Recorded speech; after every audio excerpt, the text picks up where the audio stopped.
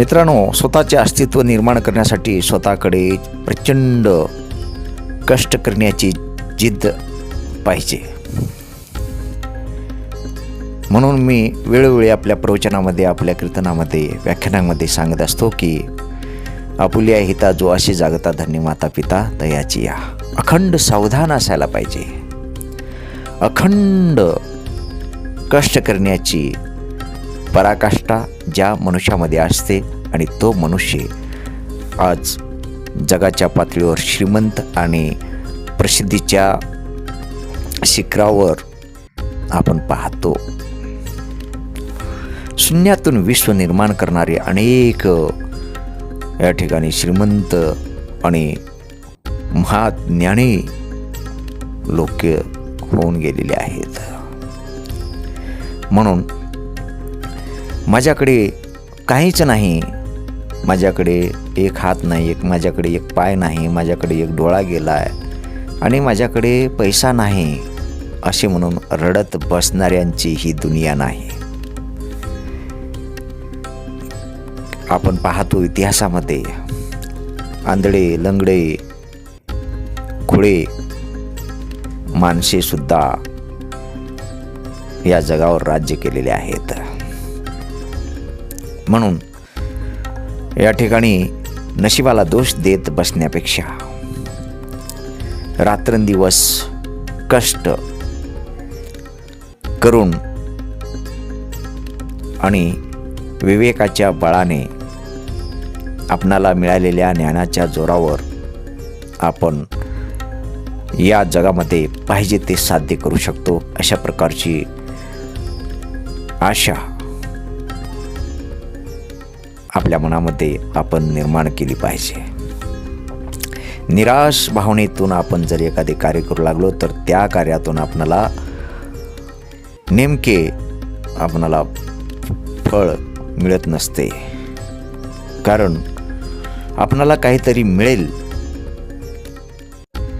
आणि आपण या कार्यामध्ये यशस्वी होऊ शकणार या हेतूनेच ते कार्य करायला पाहिजे, तरच आपण त्या कार्यामध्ये यशस्वी होऊ शकतो. अन्यथा युद्ध जिंकण्याच्या अगोदरच शस्त्र टाकल्याप्रमाणे होईल. म्हणून हे जीवन प्रत्येक पावलागणे एक युद्ध आहे. नुसते साधे युद्ध नसून ते महायुद्ध आहे.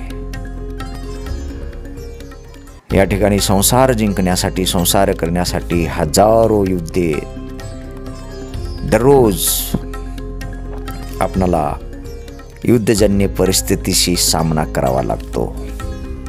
म्हणून जो व्यक्ती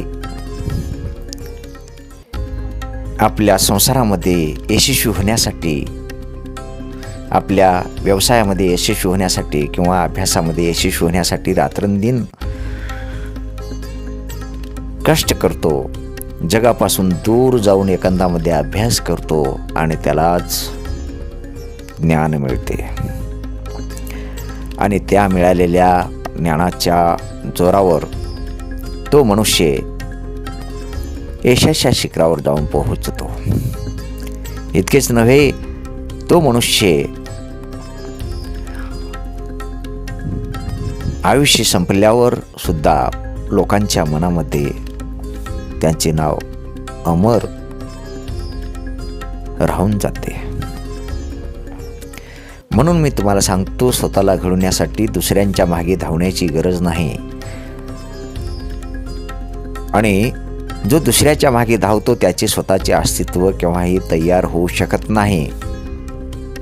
म्हणून स्वतःला घडवण्यासाठी रात्रंदिवस घासावे लागते. चांगले चांगले ज्ञानयुक्त ग्रंथ वाचन करायला पाहिजे. आणि जे मोठे उद्योगपती होऊन गेलेले आहेत आणि त्यांचे जीवन शून्यातून विश्व कसे निर्माण केले त्या लोकांनी आणि त्यांचे कार्य आणि चरित्र जाणून घेतले पाहिजे. आणि म्हणून ज्या मनुष्याला स्वतःला श्रीमंत आणि प्रसिद्धी मिळवायची असेल तर तो स्वतः चारित्र्यवान असला पाहिजे आणि चांगले आहार तो घेणारा असायला पाहिजे. व्यसनाधीन व्हायला नको आहे. म्हणून केव्हाही मनुष्याने आळस करू नये. आळस हा मनुष्याचा वैरी आहे. म्हणून स्वतःला घडवण्यासाठी स्वतःजवळ जिद्द पाहिजे. भावनेच्या आहारी जाऊ नये. कोणतेही निर्णय घेत असताना भावनेच्या आहारी जाऊन निर्णय घेतल्यानंतर आणि तो मनुष्य आणि त्याची श्रीमंती, त्याची यश क्षणभंगूर ठरते. म्हणून सारासार विचार करून निर्णय घ्यायला हवा आहे. म्हणून आणि सहनशीलता ही अतिशय महत्त्वाची आहे. एखाद्या मूर्ख व्यक्तीबरोबर तुमचे भांडण होत असेल तर तुम्ही अगोदरच गप्प बसायला पाहिजे. कारण कुत्र्यापेक्षा चांगले तुम्ही भुंकू शकत नाही. म्हणून मूर्ख लोकांबरोबर वाद टाळायलाच पाहिजे. जे ज्ञानी माणसं आहेत त्या ज्ञानी मनुष्याचे ज्ञान तुम्ही आत्मसात करायला पाहिजे. चांगली पुस्तकं वाचा. चांगल्या बाजारपेठांची माहिती मिळवा. चांगले क्लासेस लावा आणि यातून ज्ञान मिळवा.